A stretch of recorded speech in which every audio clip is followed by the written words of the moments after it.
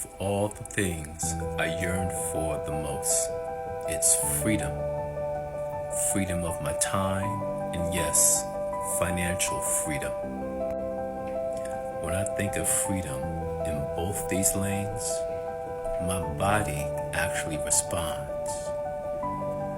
It relaxes, stress falls away, I feel uninhibited.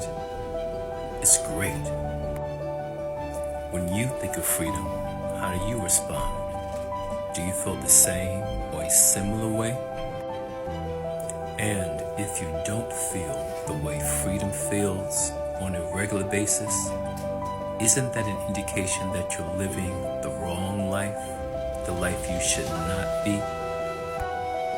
A life, if I may say so, as a slave to the system, the job system that gives you a limited number of days off and a limited income. And these job limitations dictate when you can go away, how long you can stay, and what you can do when you get there.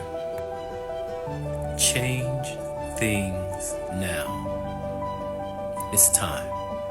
You've waited long enough.